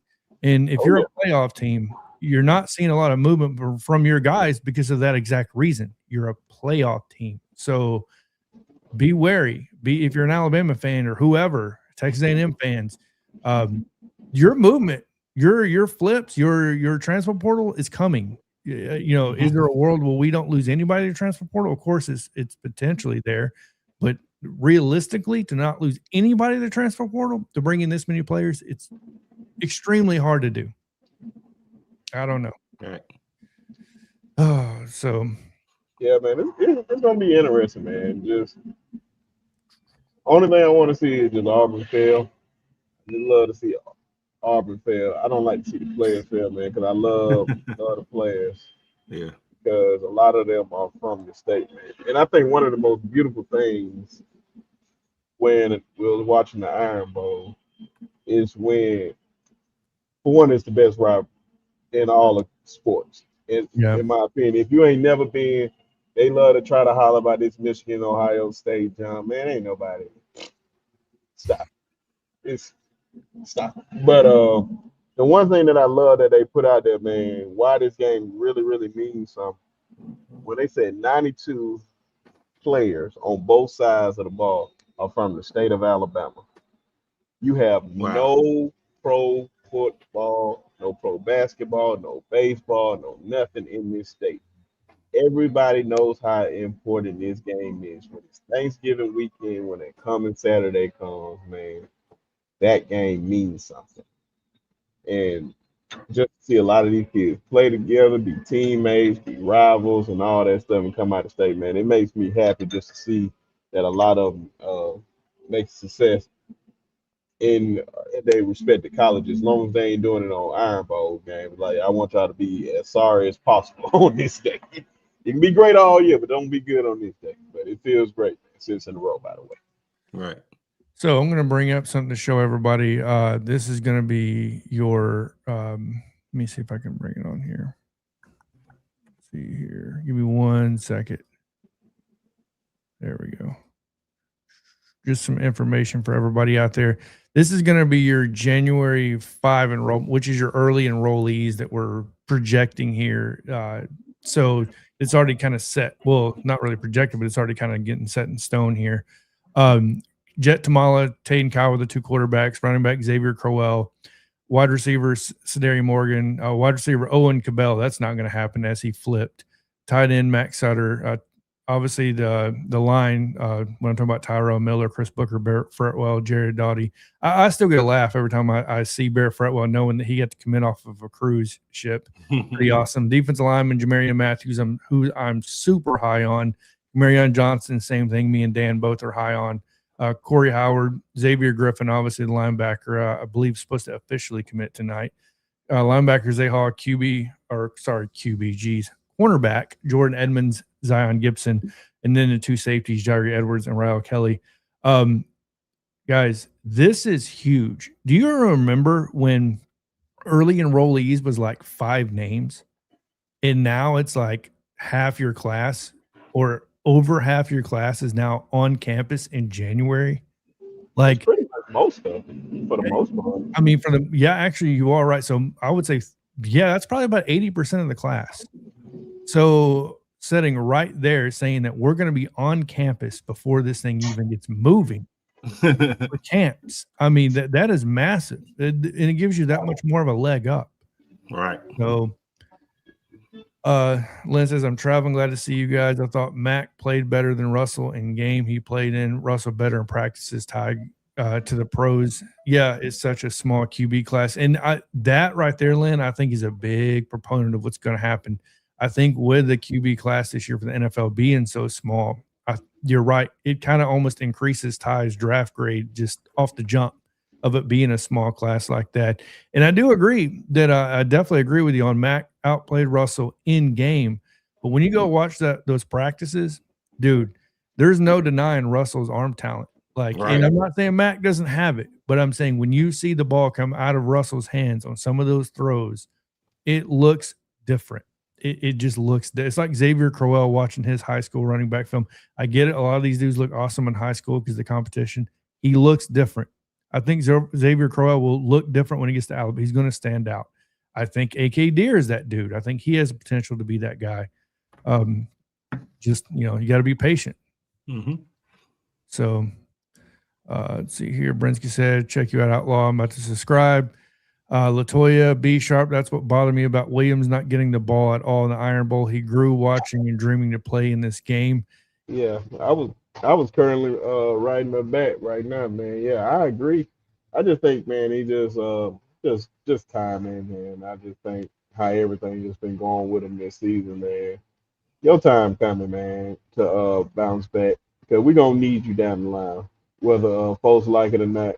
Just having a down year, man. You got to think about it. This kid supposed to be a freshman right now in college. I mean, yeah, freshman in college. Give him time, man. He got plenty of time. Just big him up, because I'm telling you, when we're gonna need him, we're gonna need him. I have seen wide receivers perform when we needed them, and it was in the last national championship game that we played in, and that was against Georgia, if anybody remembers. Yeah, I definitely agree with Outlaw on this. Southside Selma, the hidden yeah, it seems like there's the hidden gem, man. A lot of talent down there. A lot of talent. I'm tired of it being overlooked. That's why, we do what we do. Bring a shine to these guys. Just wanted to tell you guys, put in the work, entertain, and bring us content, fellas. We appreciate it. Rolls. I appreciate you, Keith, for getting on here. So, Lynn, it's wild. We only get one running back, one wide receiver. When the last time Bama done that? Do they know something about the portal we don't? And that's a good question. That's a really good question. I know the max supposedly for the wide receiver room was supposed to be 2, like you said, Dan. So I mean, hopefully nobody. That's what keeps my faith in thinking the transfer portal is not going to hit us that hard. Is that you don't see us chasing a lot of guys. We're not just out there chasing guys. We're still hand picking. We're still selecting, right? We're not just getting whoever we can get. And another reason not to worry is you don't see a lot of offers going out at the running back position and the wide receiver position. That tells you the staff is fine with it. So if you don't see a lot of offers going out, to running backs and receivers, there's no reason to panic. Yeah, if anything, that should almost make you feel more comfortable. Right. I mean, in all reality, when it comes down to it, for a little bit of stuff I've seen. So, but yeah, great play on words. Sharpshooter. Yeah, it is a great play on words. And I just subscribe, man. Definitely gonna check it out. Yeah, man. When you look at this too, and guys, a lot of people were, they're like, oh, Jett Thomalla, and they were kind of overlooking Jett Thomalla because Keelan's there. You know what I mean? But guys, we've seen this too many times. We've seen it if there's talent in Jett, if there's talent in Tate and Kiowa, like bring these guys in and let them compete. Plain and simple. You want to push your starters to the limit, just like Keelan did with Ty. Push them to the limit, just like Austin Mack did with Ty. You want iron sharpening iron. That's what's going to create the best product on the field at the end of the day, in my opinion. So, and Keith nailed it right on the head. Morgan, talking about Courtney Morgan, said quality over quantity. His evaluations have been spot on. I mean, I think they have been amazing. So, Five Adams says, are we getting wide receiver Samson Gash? He has pushed out his signing day till National Signing Day, which is in February. Me personally, I don't think we're getting him, or we already would have got him. What I heard was he was waiting on Jonathan Smith to get fired, on if he was going to get fired. If he was going to get fired, I thought we would have pretty much solidified the position with him and he would have signed. Well, he got fired. And now he decided that he's going to push it out to February, which in my opinion probably means he wants to see who else is going to suit him out there as far as, court him, right? Because Samson Gash is talented. He's not, trust me. You go watch his film. The dude's super talented. He's going to have people coming after him. And Lane Kiffin, yep, he's going to be one of them probably. You're on mute. And Alabama's not going to allocate any more money at the high school level as far as the receiver position goes. So, somebody else is going to come in and maybe woo them away. But Alabama they're comfortable, with where they are at the wide receiver position and their financial allocations as far as NIL goes. Yeah. Yeah, I mean, I think it's great that, if this is the case, if Alabama is saying this is our number, we're going to stick to it. I think it's great. Yeah. And the comment by Lynn Shaney, that saves room for money for a Cam Coleman, so they're not spending it at the high school level. They'll spend it in the transfer portal if need be. Appreciate it, Latoya. Hit the like button. Yeah, man. I'm about to say, man, that's where you want to spend that money, bro, because they're proven talent. All right. Yeah, and I think Lynn brings up a very important point when he says maybe Cam, we can go after him right now. I think that's a big piece of it is like you said, Dan, I think we need to allocate, if we already don't, I'm sure we do, money for guys that have proven themselves on that level. And I know a lot of people don't want to think about it this way because he hasn't done a lot this year, but you look at Dre Washington, what he did at Louisiana, like there's talent, you know what I mean, in Division. I'm not saying that they're Division II, but I'm saying even in the Division II, possibly Division III spots, kids they get overlooked all the time. All right. And then you bring them up and, they show out. This is why they're supposed to be where they're, you know what I mean, in this level, but there's only so much you can do. Roll this or get rolled over by us. I like the mentality. I agree with the mentality 100%. Obviously appreciate it. Thanks, Outlaw. Caleb Odom left Bama and went to Ole Miss, and we haven't seen him since. All right. And of course, and that's the thing. A lot of these, Isaiah Bond went to Texas, and it didn't work out that great for Isaiah. And it has nothing to. I don't want to look. I'm an Alabama fan, but don't get it twisted. We don't provide the best situation for everybody. You know what I mean? I think that's very, very, very important to remember. We brought in talent and that talent disappeared. There's talent that's left Alabama that's gotten better, it's gotten worse. As a whole, Alabama's a great program. It doesn't mean it's the right program for you. It's not saying you're not talented or whatever, but doesn't mean it's the perfect fit. Mm-hmm. So are we getting offensive tackle Bryson Culie Friday? I think we still land him. I do think we still get Culie. Word on the street from BOL is that there's somebody in his corner that's very firm on Alabama. They love what Alabama brings to the table. So I'm going to go with what I've heard, what I read, right? So that's kind of the only thing I can do. I'm not an insider like that. So Lynn says, guys, have a question. Who was the best transfer you feel Alabama had this year? Me personally, I can answer that with ease, but I'll let you start off with this one, Dan. Oh man, you go either one of the Washington transfer. You say Parker Bress with Jeremy Bernard. Okay, so If you're talking about this year. I'm thinking you're talking about last cycle's transfer portal. Oh, okay. So like me, I'll be honest with you. I think Isaiah Horton is turned out to be that dude. Mm-hmm. I really do think Isaiah Horton is probably the best transfer we got from last class. And I'll say, we're gonna say last class. Same thing. I'll say, simply because how he improved over the season. Nakai Hill Green. That's he's probably the most improved transfer.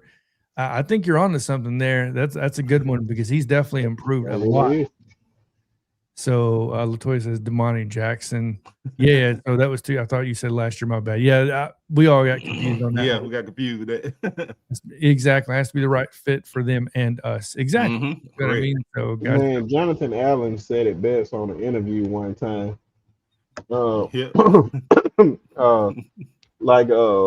Appreciate that, Lane. You already know. But what I was trying to say, man, I just drew a blank. Oh, Jonathan Allen. Oh yeah, Jonathan Allen, man. He said on the interview one time, he said, man, guys just want to come to Bama. He said, oh man, how fun is Bama or something like that? Like, man, I have fun winning. Like right. when we here, man, we grind. Like we'll get there. We'll have the fun when we get to the pros and all that, and we still working out. Yep. Yeah. So I believe Coach Saban just prepared those guys to like when it's all said and done, that's why they can look back on their legacy, right, and see where they placed that, man. Trust me, that was one hell of a time at Alabama. Yeah, it'll sort itself out because you look at you talk about Michael Parsons. He said Alabama brought him in and he watched the workout. He said, man, I don't want any part of this. It's not for everybody. Yeah, I was about to say, and that's the thing, bro. Yeah, everybody has to realize what is for them. Right. Like, yeah, it look cool to win this. And like everybody say, I want to win, but do you want to do what's necessary to win? Right. Not everybody wants to do that. Right. Yeah, it's great. It's very easy to say I want to do a lot of things. It doesn't mean I'm going to do it. We all know those people that do a lot of talking and not much action, right? So, and I think when you look at the evaluations, Courtney Morgan and the staff have done, they're bringing in dudes that put words into action, right? These are guys that are showing up to practice on time, all that great stuff. So, and Outlaw here says, does Austin Mack hit the portal? Geez, I can't speak after this year. And Ty Simpson staying another year. I think Austin Mack is going to be in the portal. And I think Ty Simpson's gone. I think he's going to the NFL because he has a first round draft grade. And I get it. I know it's only one season under Ty Simpson, but I think Keelan's going to be that guy unless there's something I don't know, because everything I heard was that dude was pushing Ty to the limit during the camps before the season even started. And unfortunately, like I mentioned before, very unfortunately, what happened to his sister. And I think that backtracks you a little bit mentally for sure. I don't think there's any way around it. So, guys, I know what I know about Young at Bama, but I hear we're trying hard to get back on the field against Georgia. I think he makes a huge difference, jams out. That was the one confusing thing to me, Lynn, was like Young, I really had high expectations for. I really came into this season thinking Richard Young's going to be, I get it, Jam's there too, but I thought Young was really going to show out. I thought Young was going to be the next Josh Jacobs. And we heard about him through the spring, throughout the spring, Richie Young, Yeah, it's just, and when you look at it as a whole, like, man, it's just, I thought it was going to be Josh Jacobs. In other words, he's not going to be the starter because Josh Jacobs was, I don't know of a backup that's ever been drafted first round. I don't know, from the running back position. Ronnie Brown. Okay, there we go. Yeah. So but it ain't you're right. But go ahead. No, but it wasn't like Ronnie Brown was like, oh, I'm just a backup. We running backs by committee. Yeah. He was just like Felix Jones as well. Felix Jones. Yeah. No. Do not put Felix Jones in the same category as Darren McFadden. You're gonna hurt my head, man. You're gonna hurt my head. Man, those were the days, man. Those days, man. We were stopped with talent in the SEC, man. It was ridiculous. Yeah, I mean, you bring him back when you consider the fact you had Darren McFadden who single-handedly overran Alabama, and then you had Felix Jones behind. Wouldn't McFadden had? What did he have against us one game? Like 340 yards or something like that rushing. But that man was. Man, I was like, man, that was the man right there. Man. Only thing that set him back is injuries. That is it. Yep. That man was the man at Arkansas. I think if Darren McFadden could have stayed completely healthy, I think Darren McFadden could have been potentially one of the greatest running backs in college football history. Like that dude, he was just built different, man. He showed up as a freshman like he was ready to take over college football. Yeah, going to the Raiders at the time he did, that didn't help. The Raiders organization was in a bad spot at that time. And still is. Still is now, yeah.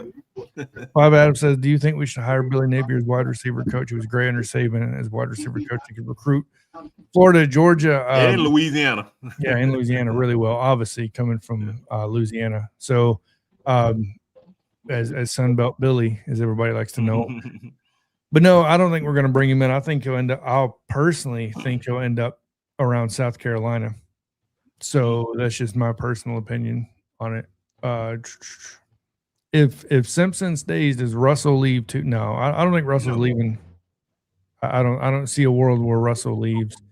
Everybody wants to be the beast. Not everybody wants to do the best. Yeah, exactly. Yeah. What the beast do, as Saban said. Yeah, no, right. 100% agree. Yep. He played well until he got hurt. Yeah. Darren McFadden was the man. He was that dude. The man. Yeah. So Deere, Hill, Crowley, Riley. Yeah, I mean, we do, man. It really sucks that Riley got injured. He broke broke his jaw. I believe they said, broke his jaw. So I mean, he's going to be out for a little bit. That really sucks. Yeah. So, and I agree with Lynn here. That would be great, but Napier will only take a job as an OC. I don't think Napier is going to fall down to no position or analyst position because he's still got talent as a coach. You know what I mean? Like, I'm not saying he's going to go get hired at Penn State, but I am saying that Billy Napier is definitely a great coach. In my Penn State can take him now. I don't know if you have much of a choice. And Outlaw made I lost it, a comment earlier about the Penn State thing and their coach. They were trying to get. Let me go back and see if I can find it. I remember, like, I can tell you what I heard on that. It ain't nothing like I got insiders on that, but I can tell you after this. Yeah, Kalani Sataki turning them down as epic as the DeBoer to Penn State rumors start back up. LOL. Man, I think the Mormon Church got involved as well. Didn't they? Well, they did. That's crazy. That's the word. Is the Mormon Church did get involved, which is absolutely wild.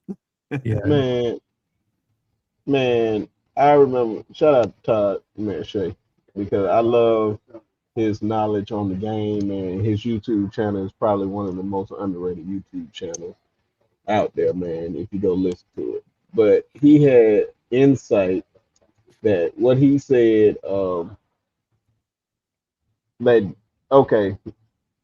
we all know that Jimmy Sessions pretty much is the man when it comes to this college football. Like the power super agent, like Scott Boras of Major League Baseball.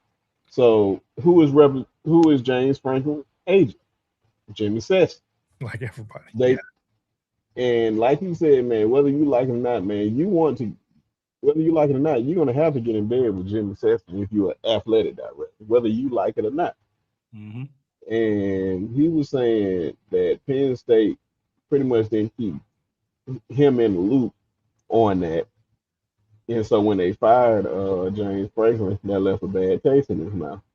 So James Madison, head coach, I think was going to interview for the job or whatnot and whatever. And they were just like, nah, I don't think that's a good idea. And end up going to UCLA. So that's a big possibility. The more and more I see them wait, I don't think I ever remember a time you don't have a coach at least sign for National Signing Day, man. That's I can't crazy. even think of it. They're like, it's insane. That's I crazy. can't name one time where this situation's come about.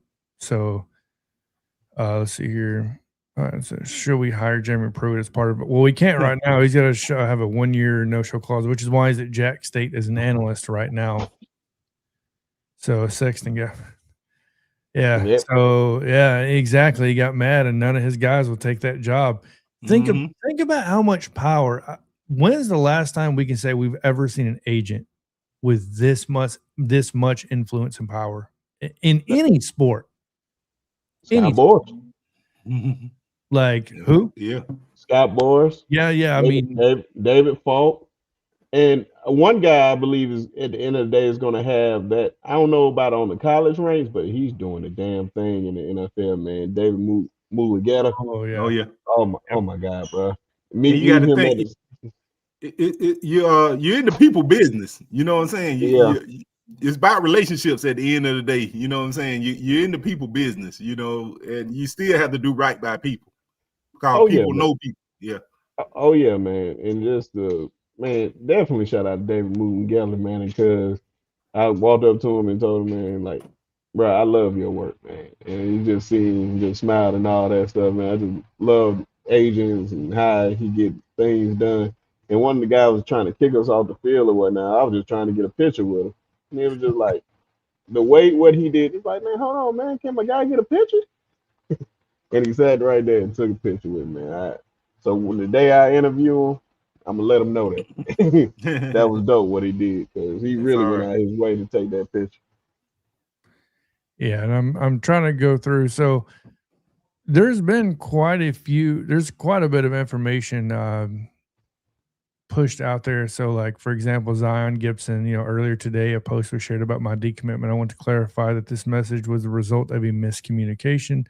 We already know that now. I mean, there's so much to talk about outside of Bama, but I'll be honest with you, this has been a fairly calm early signing day in December for me for Alabama, which is, it seems like over the past year, it's been very calm with the transfer portal. It's been very calm with the recruiting class. In other words, it seems like we got our guys in line and we got a firm handle on how we deal with, I guess, really just do business with these kids as a whole. And I'm talking about not even kids, but just the JUCO right level, the high school level, like all this is kind of set in motion prior. And to me, it makes me feel pretty calm about, the way the recruiting is going. Who should we hire as our wide receiver coach to replace Shepard? Well, I would have somebody in mind, but that guy is going with him. So, talking about our assistant wide receivers coach, and his name slips my mind, who is behind Shepard. Oh my gosh. I can't think of his name off the top of my head, but now that's a good question. I mean, there's a lot of stuff we got to start reconsidering here. So have anyone seen Oregon's list? This did our Bama sign or no?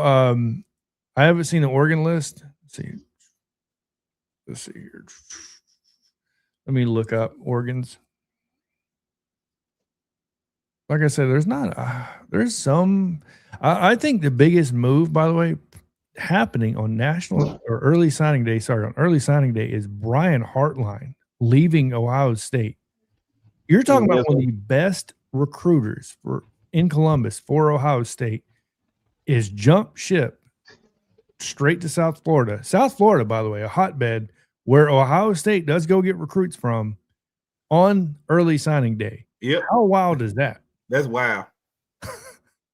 It's gonna hurt Ohio State down the road. Man, to me, I think that's the headline nobody's talking about that should be being talked about is Brian Hartline was the soul of that wide receiving core at Ohio State. When you think of all those Carnell Tate guys, you know what I mean? Marvin Harrison Jr., and Mbuka, like there is, even now I'm trying to think like how deep this line goes for them. Like, does Samson Gash go to South Florida? Even Brian Williams now, It's Brian Williams. he was looking at South Florida and Prior. now looking at Auburn.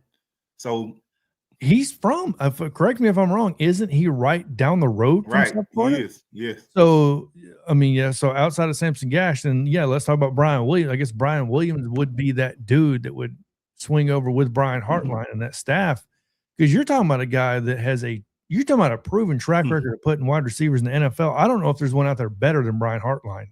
Right. That's going to be a dangerous system. Did he already sign with Auburn, or he still haven't signed yet? He hasn't signed, to my knowledge. Yet. No, he hasn't signed. Oh, man, if I was him, you better take your butt to South I know. I'm going to look him up right now. I don't believe he signed at all. I don't think because he definitely hasn't visited Auburn, so there's no reason to sign, so. And then another thing, man, with that move happening, you know that Chris Henry Jr. hasn't signed yet? Yeah, there's talk, Oregon making a late swing, and USC as well haven't given up. So that's going to get interesting. That's one we're going to watch. I'm bringing up, so USC, when I look at USC's class, which, by the way, I think it's a great class. I think the numbers are kind of pumped a little bit because of the amount of recruits that have signed. Guys, if you sign 35 guys, and the average size is 25, of course you're going to have a higher number, right? So you got to look at the averages. You don't look just at the total points accumulated. It's very important when you pay attention to recruiting to do that type of stuff. Is, like I said, USC was the first to 35, the max, right? So it automatically skyrocketed. I'm not saying they don't have a good class. I think they have a great class, but you got to pay attention to those averages, average recruit and all that stuff, because they have Mark Bowen, who I think is outstanding. They have Albert Hill. They have Booby Feaster, who I was very high on, by the way. I was really hoping Alabama would go after him harder. There's so many guys. Yeah, Jamie and Winfield. That's another Alabama's after early. They really liked him early. Look at Lynn's comment right underneath that. That would make so much sense. I'm about to say, oh my gosh, man! I mean, Penn State just missed out. It's bad right now. Penn State, oh man, you thinking, how do you let that happen? I think what's going to have to happen is the athletic director, maybe even president, somebody step down, get fired, whatever. But they're going to have to change the whole administration after something like this. It's very clear that they're being held hostage by somebody, and I think it's very obvious who that is. Yeah. So I'm trying to play a words here where YouTube doesn't take this down, but yeah. And Lee Thomas says, did the recruit that was committed to LSU and expected to flip to Bama make a decision? And no, Bryson Culie has not made that decision yet. He's putting it off until tomorrow or Friday. He said Friday. I expect Friday is what I would assume, but you never know with these guys. And I agree with kind of Outlaw on this point. By the way, Penn State should go after PJ Fleck in Minnesota. At this point, you better just go after who you can get. Right. Because I'm telling you right now, I don't know of a team that's been put in a worse. If I'm Penn State, I'll be honest with you, I'm backing up the Brinks truck and I'm unloading it at Brian Dable's house. Listen, man, Penn State would be happy to take Hugh Freeze right now. Man, that is man. The only thing is, why won't you just hire the guy that's already been coaching the team that is already a Penn State guy? Anything is better than what's going on right now. Knows the I forgot his name, man. I'm Smith. Oh, Smith. I got you. I thought you would mention Jim Knowles because of his defense and how successful he's been there. But yeah. Yeah, and it has been confirmed he is stepping down. So yeah, Chris Kalman, he is stepping down. So that's something we're gonna have to be paying a lot of attention to as well. I can't remember this much news and this much drama happening on early signing day. But I mean, how many times have we entered an early signing day with it feels like half the country needing a coach at some point? Not today, but yeah. Jonathan, is Tank name as official? So yeah, Tank's going to Oregon. That I can say. The only person that's come off of Oregon, I thought for sure was going to Oregon, was I can't remember his name off the top of my head. Caden Dixon Watt, for sure I thought was an Oregon guy, and he ended up at USC. He officially signed at USC today. And yeah, that's crazy. Yeah, Tank is not. Another big signing today, man. Vontae Cleveland, man. There's outside of Bama, there's a lot of drama, which I love that it's not at Bama. That's one thing I'll say. Yeah. You know what I said, man. I like chaos for my rival, not the right. Because I'm looking at USC. They've officially signed Caden Dixon-White. Let me pull up Oregon's That's crazy class. Let's see here, because I know that's what happened when you play those games, the money bag games. It's that's the type of guy that you get involved with, and it goes both ways. Now, Oregon does have a couple guys that I think are going to be absolute monsters. I'll be honest with you. I wish we could have got Emmanuel Aniancho. I believe he's a tackle, right? Yeah, he's big. He's got to lose some weight. 380 pounds. Yeah, 6'7". He's a big dude, but I think he's going to be an absolute monster on the line, which Oregon is known for those big guys. And then the obvious Jett Washington, the safety, 6'4.5". I mean, but once again, our safety room looking so deep. I think he'll eventually move to linebacker. You think Jett will move to linebacker? He's going to put on some weight. So what you're telling me is that he's a Mark Barron 2.0. Mark Barron, yeah. You think about, the 6'5" safety, 5-star safety a few years back, James Williams with Miami. Yep. 6'4", 6'5" safeties, I don't know how they work out, so. He's talking about, we're talking about Jett Williams. Washington. Oh, yeah. But, yeah, Jett Washington I was really high on, but I know a lot of people, a lot of talk on, I believe it was Wiltfong, so don't quote me on this, but I believe it was him talking about how he thought Jett Washington was going to outgrow the position. He was going to be too tall. They think he's not done growing yet. So they said his frame doesn't add up. So calling on even A&M for K-State will hurt that. Yeah, it's definitely going to hurt the Aggies. Yeah. I can't wait to get home and check Lane class at LSU. I know Lane, man. Right now, there has been a lot of flips to LSU. I can tell you that right now. LSU is climbing the board very fast. Yeah. From the thing about Lane, you either love them or you hate them. Yeah. That's it. In the fact that I think the most important thing with Lane was done yesterday. The moment his name wasn't Lamar Brown, right? Yeah, Lamar Brown came out and backed Lane, and then talk about I'm 100% with LSU, I'm 100% with Lane, because Lamar Brown was a big guy that was helping you recruit a lot of guys to LSU. I'm telling you right now, that I think solidified Lane to help him out with this class. Was having Lamar, because a lot of people was watching what Lamar Brown was going to do. There was a lot of eyeballs on him. So, and the fact that happened, I think that was very important. Jeff Traylor, UTSA had a down year, but still, I think Jeff Traylor is the hidden gem of coaches. Man, when I was in San Antonio, they kept pumping money into that program, and Jeff Traylor every single year it seems like they give that dude a raise every year. He knows how to recruit. He knows how to develop. UTSA puts players in the NFL. Pay attention. It's not a lot, but they put them in the NFL. So clearly they're doing something right there. But when you look at LSU's class, Lamar Brown, who's the number one player in all the country, obviously, according to Rivals, you know what I mean? So athletes. I remember. I can't think of the position coach name, but I think the number one player at his position, I don't know if he played D-tackle. I think he right next to Lamar Brown. But it's basically saying that LSU don't keep this coach, he's not coming. But if they do, he's coming. I just can't think of his name. Yeah. Are you talking about he's the number one at his position?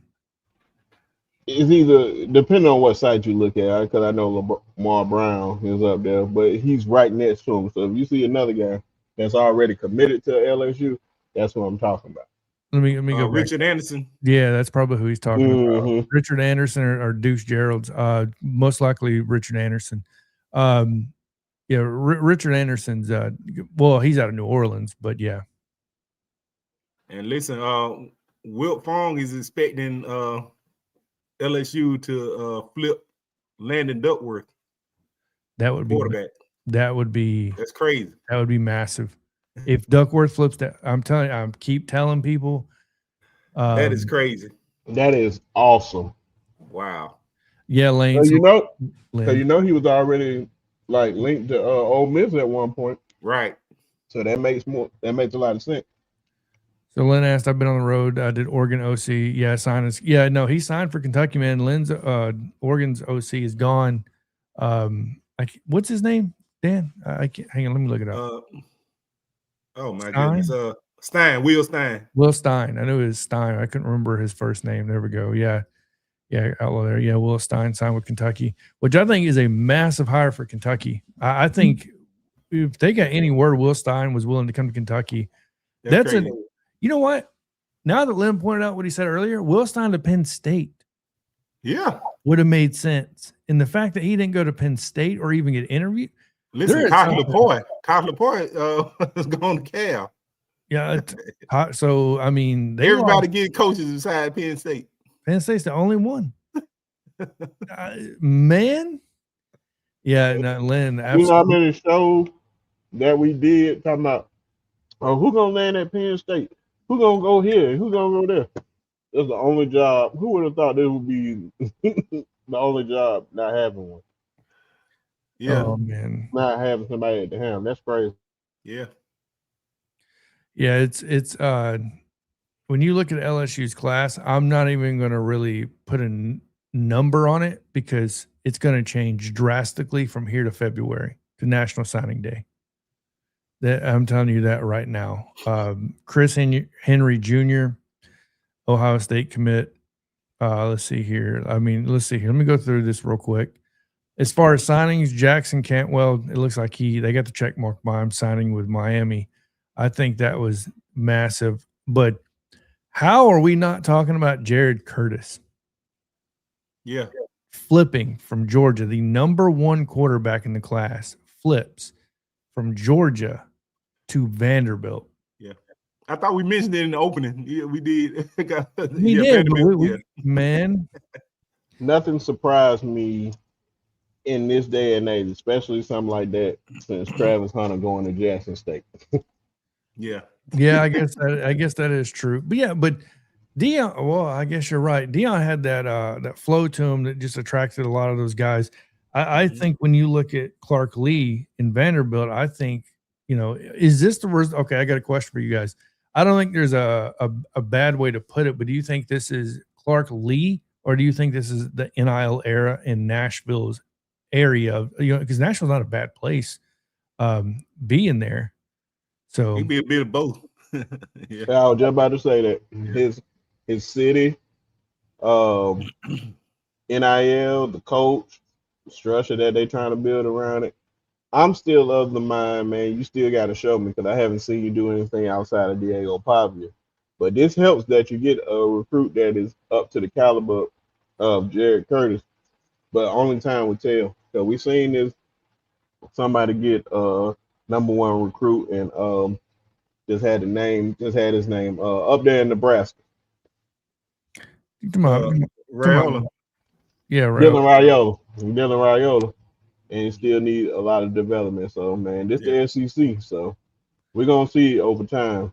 Well, what's crazy is you think of Vanderbilt, and I'm looking, they have the 33rd ranked class. They're ahead of Arizona State, Maryland, TCU, Houston, Michigan State, Stanford, Arizona, Utah, Georgia Tech, Rutgers, Kansas State. Like, they're at Auburn's 47th, Louisville's 46th, ahead of NC State. Vanderbilt, the fact that they're 33rd is crazy. They have 1 5-star in Jared Curtis, the number one quarterback in the class, and then it goes down to Chris Tangola, which is 47th in his position.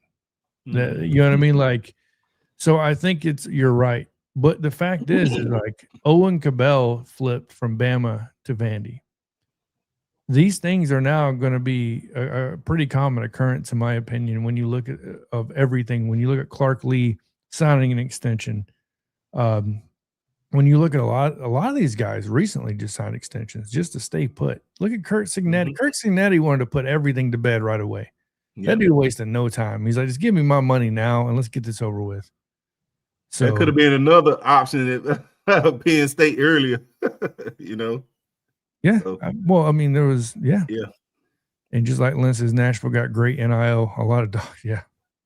Guess who Kurt said daddy agent is?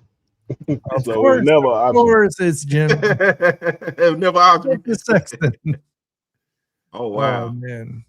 So yeah, and since Cabell didn't offer him instant money and Vandy did, yeah, I'm sure that plays a lot with it. Killer Breeze in here. What's going on, brother? Let's see here. Let me catch up on some of these comments that are coming in. The one and only Jonathan Lewis. Well, Killer, you got to spell my name right, brother. John. Oh man. Let's see here. Let me. Shows you they have a great X's and O's guys with Clark Lee, man. Him, Brent Key not going anywhere. Like it's just an odd time to be a college. It's a great time to be a college football fan when you look at what's going on around the country right now. Man, good to see you too, Killer. I better say Killer Breeze. I don't want YouTube taking this down. Sexton got all his coaches and extensions because of the lane train. Yeah, no, absolutely, man. Man, Sexton, you know how much money Dude, he got them all paid last when Saban retired. Bro, when coaches get paid, Jimmy Sexton gets paid. It's just a funnel of money. So Courtney Morgan said they wasn't going to offer money to guys who don't start instant. I don't know how true that is, but I can tell you this much. I know Alabama, it seems like they have a plan in place for how much they're willing to pay out, and they seem to be really good at sticking to that. Yeah, and that's good. That's great. Oh man, Outlaw trying to start. He's trying to start now. Penn State new top 5 team: Chiswick, Ed Orgeron, Les Miles, Larry Coker. Outlaw, you got to throw Hugh Freeze in there too. And Hugh Freeze, yeah, Hugh Freeze. Man, it's a couple of good coaches in there, man. Yeah, you got a guy like that nobody's talking about. You got a guy like Glenn Schumann. Why isn't he getting a look anywhere? I'll be honest with you, I don't think Glenn Schumann's going anywhere. All right. Not right now. I think that once I'm not taking away anything from Glenn Schumann. I think he's a great coach. I think Georgia's defense has to have a very consistent year where they don't have Will Muschamp on that staff. And I think ever since Will Muschamp left, they're in the end of the 2022 and the 2023 season, that defense has fallen off a little bit. And I think a lot of people want to see, Schumann is a great coach. We know that. But can that defense be consistent without Will Muschamp? Because, Will Muschamp rode into the sunset. Now, a lot of people paid attention to that. He left coaching altogether to be with his daughter. So it's something that was just never talked about. There's so many good stories that never get brought up like that that I think deserves more attention. Will Muschamp could have left and taken a bigger contract somewhere to coach, but instead he said, no, I want to go travel with my daughter during her days in college and let her do her thing. And you know what I mean? And I think it's great when coaches can do that. Let's see here. I'm not going to offer money to guys who don't contribute. Let me. I guess. Yeah, I mean, I could probably see that for sure. This is you freezing escorts. Yeah, Glenn is Kirby's puppet. As long as you don't get offers, Bobo don't get offers. Lynn, it's funny. I'm glad you said it because I do think that. I definitely think Bobo I think Bobo is stuck. It's funny because I've said this before. I said it on Fan Addict show with Coach I was like, he on Between the Hedges, Respect the Hedges, sorry, and where they talk Georgia football about, man, I feel like at the end of every night, I feel like Kirby opens up this like kennel and puts Bobo in it and locks it. Like, you know what I mean? He just keeps him in that kennel.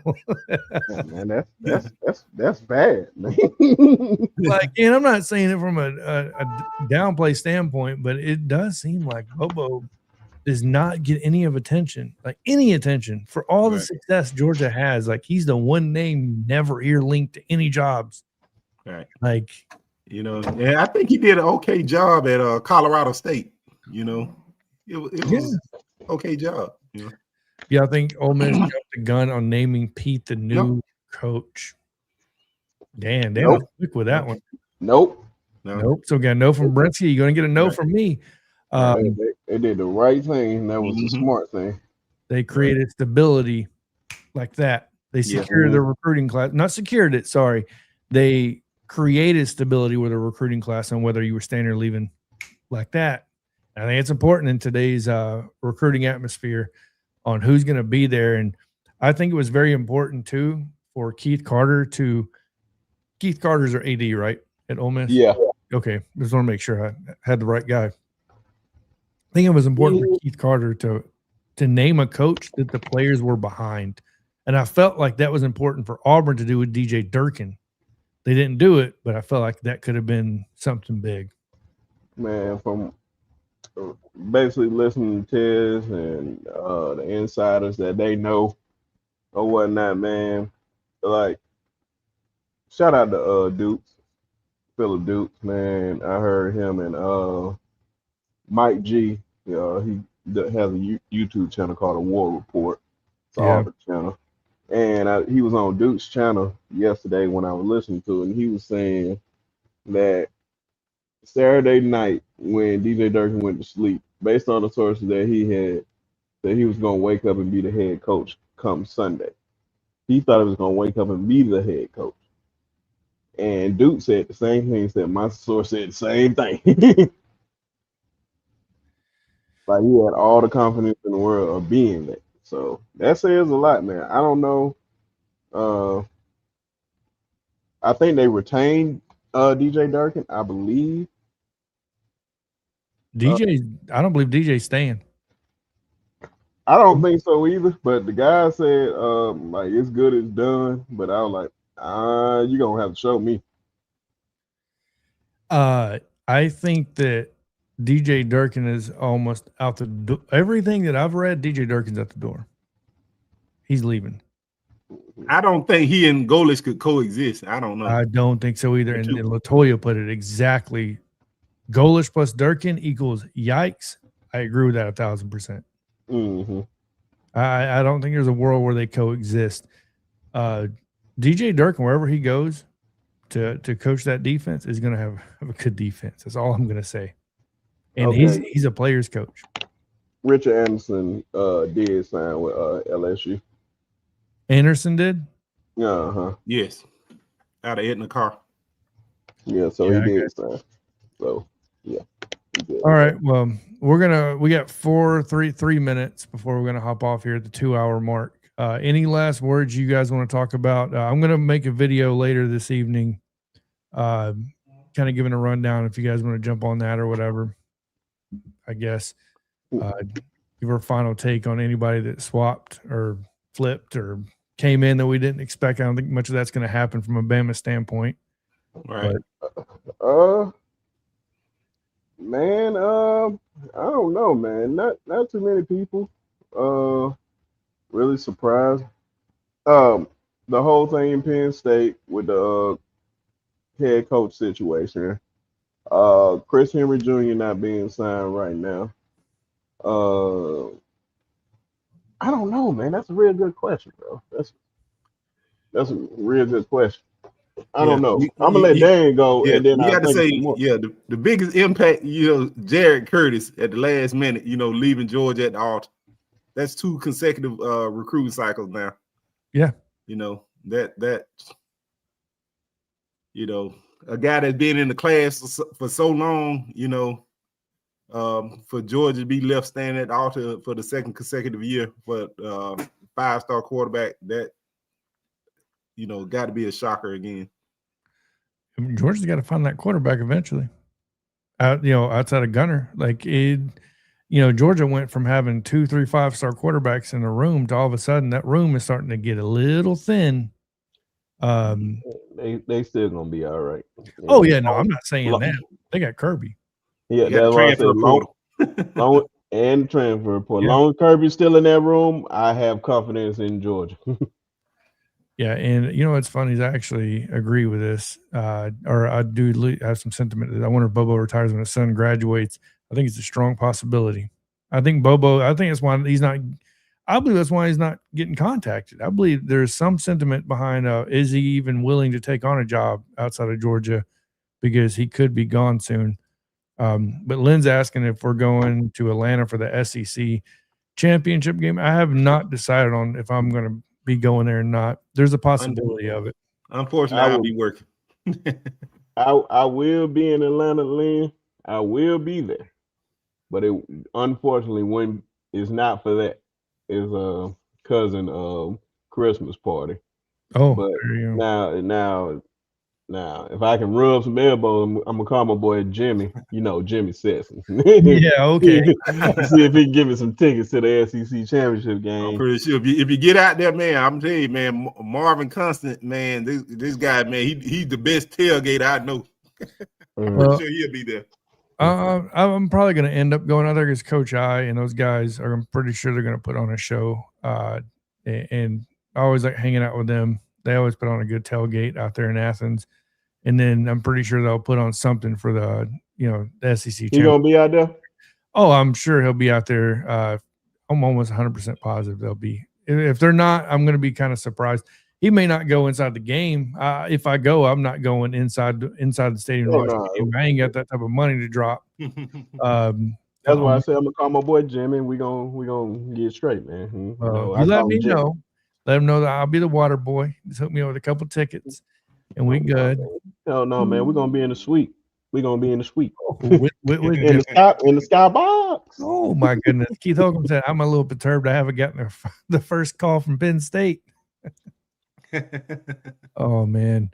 Yeah. So Lynn says I need to catch up with Marvin anyways. I have her tailgate as well to do some good one. Yeah. So yeah, we definitely need to put some stuff together for sure. We got to definitely start getting rolling with that stuff. Tailgate hate to see me coming, boy. I'm coming. Man. But all right, fellas, I guess I'll let you guys shout out your channels and all that stuff. And for everybody listening, obviously appreciate you getting on here. I'll probably end up doing a video, if not doing another live stream tonight. So starting off with you, Brinsky, let everybody know where they can find you at. I appreciate it, brother, man. Just for the invite, man. I think it's my second time up here on T-Town Media, so I feel honored. But man, y'all already know, man, you catch me at the Sharpshooter Sports Talk. Actually going live today talking about recruiting all over the landscape at 5 o'clock. John gonna be there, so he gonna be out there. I think Coach Carl, Coach Sean. So man, it's gonna be a real entertaining day, man. Just talking about some of these kids, man. Looking at some of their film work. I'm gonna let John handle that because I don't feel like looking it up. I know, it'll be entertaining to see him do it. But man, so y'all can come over there and check out the channel, and appreciate all of y'all. Roll Tide. Roll Tide. All right, Dan, what you got? Where can they find you at, or on X? Where can they find you at on X? Because we know you on T-Town Media. I had to bring Dan and keep this man locked down to the ground. So catch me on X at T-Town Dan. Right here, my guy Jonathan Lewis, Coach Carl. Y'all just stay tuned to this channel.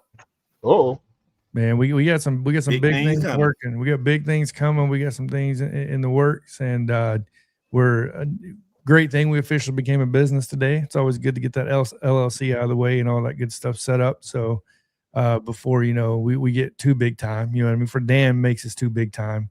So we ride in the backs of Dan. Obviously you can find me at T-Town Media 25. I run the main X account. I don't have a personal one because I don't think I really need it, to be honest with you. Look, I just post everything I need to know on that account, so you can definitely find me there. Obviously on T-Town Media. Obviously, shout out to Brinsky on Sharpshooter Sports Talk. Coach Carl on the Block Sports. So with him, obviously Dan being on here, obviously to all the other shows, you know what I mean? To Coach Sean, JMHO Sports Talk, to Piano Man over there, Sports Run with Piano Man.